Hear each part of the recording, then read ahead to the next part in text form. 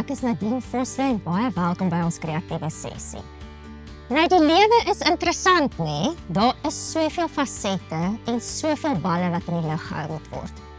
As jy dink ons is nie eendimensionele wesens nie, dit is geestelike en emosionele welstand, fisiese gesondheid, finansiële welstand, verhoudingsloopbaan. En al hierdie balle moet in die lug gehou word. Baie belangrik is perspektief. En so baie keer val ons in die slaggat om in die triespeeltjie te kyk, agtertoe te kyk in plaas daarvan om na hierdie hele wye vooruit te kyk, dit wat voor ons lê. En baie belangrik is om vir elke faset van ons lewe 'n droom te hê. Ook belangrik is om nie op jou drome te slaap nie, maar daaraan te werk.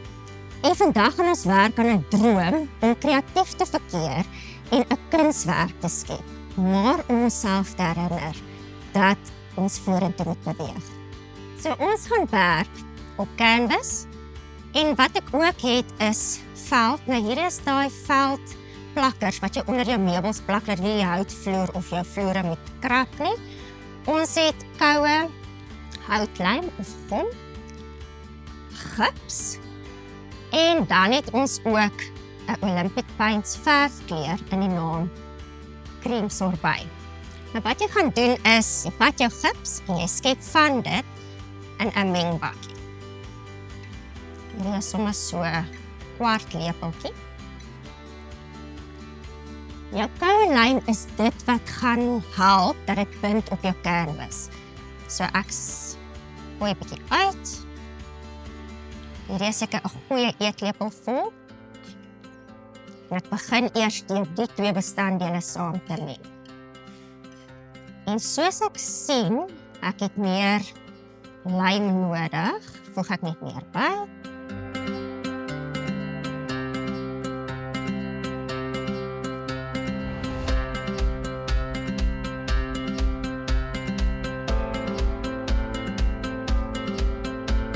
En die laaste bestanddeel lyk amper nou so smeltkos.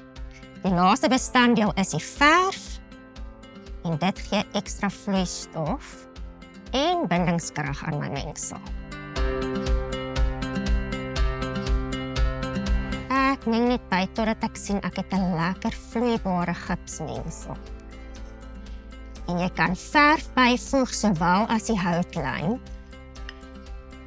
totdat jou mengsel lekker sag is. Kreatiwiteit gee vir jou daai waagmoed om te droom. En as jou drome jou nie bang maak, droom jy nie groot genoeg. Wat ek nou volgende gaan doen, is ek gaan hierdie veldplakkers posisioneer op my canvas. Hier kan jy mooi meet, om seker te maak hulle is simmetries, of jy kan enige patrone hartslus skep.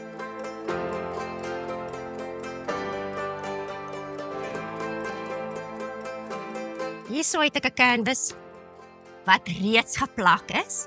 Ons gaan 'n verfkwas gebruik en ons gaan hierdie mengsel plak bo op ons canvas.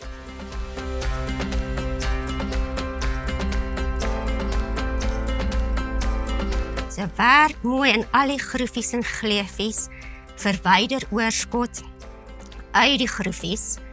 Jy sal sien in baie van die meubelwinkels op die oomblik is sulke kunswerke in die vertoonvensters sigbaar, maar jy gaan dit nou self kan skep.